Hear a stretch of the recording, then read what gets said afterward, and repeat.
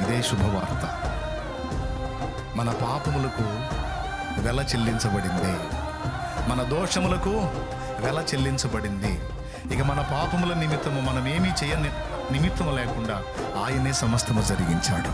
ఎంత శుభవార్త ఇది! మామిడు మంట పుట్టిందాకా మోసుకుంటూ పోయానా నేను.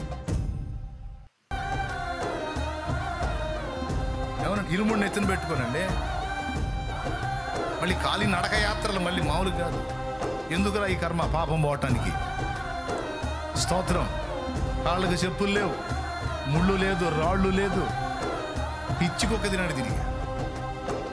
ఎందుకురా అంటే పాపం పోవటానికి. పాపం ఉంటే ఏమైంది? పాపం ఉంటే ఏమైంది? బతుకులో మనశాంతి, చచ్చినాక నరకం. ఈ రెండింటి నుంచి తప్పించబడాలంటే పాపం పోవాలి. పాపం పోవాలంటే ఏం చేయాలంటే ఇక నేను చేయాల్సిన పిచ్చి పనులను చేశాను, కానీ వాటి ద్వారా నాకు రక్షణ. మరి ఏం చేయాలి? అది చూడండి, చూడండి, అక్కడ కనపడుతుంది చూడండి.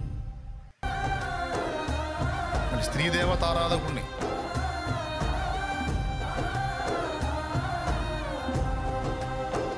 బలి పశువుకి కానీ దండలు వేసినట్టు దండలు వేసాడు. కిరణ్ ఆయన చూడలేకపోతుంది. ఎందుకు? ఇది పాపం నుంచి బయటపడ్డా.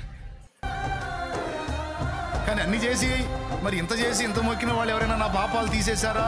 నా పాపాలు పోవటానికి వాళ్ళు ఏమైనా ప్రాయశ్చిత్తంగా బలి అయి తిరిగి లేచారంటే ఒక్కళ్ళు కూడా చేయలా. మరి ఎవరు చేశారంటే, ఏది మాలల దేవుడు, మాదిగల దేవుడు, తెల్లోళ్ళ దేవుడు, ఆ దేవుడు, ఈ దేవుడు, అట్టాడు దేవుడు, ఇట్టాడు దేవుడు ఎగతాళిగా మాట్లాడాను. ఆ నజరేయుడుకు యేసే నా పాపముల కొరకు ప్రాయశ్చిత్తార్థ బలి అయి తిరిగి లేచిన ఏకైక వ్యక్తిగా కనపడు.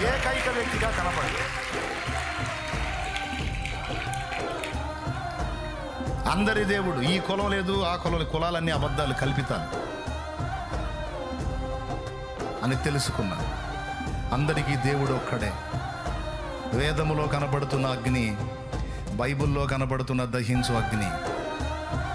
వేదములో వధించబడి తిరిగి లేచినటువంటి యజ్ఞ పశువు, బైబిల్లో లోక పాపములను మోసుకొని పోయిన దేవుని గొర్రెపిల్ల. అక్కడ మరణాన్ని జయించి తిరిగి లేచి అధిపతి అయిన అగ్ని, ఇక్కడ మూడవ నాడు తిరిగి లేచి అన్ని నామముల కంటే పైనామం పొందిన అగ్ని యేసుక్రీస్తు ప్రభు ఒక్కడే. ప్రియ బిడ్డలారా, ఈ సంగతులు హృదయంలో పెట్టుకుని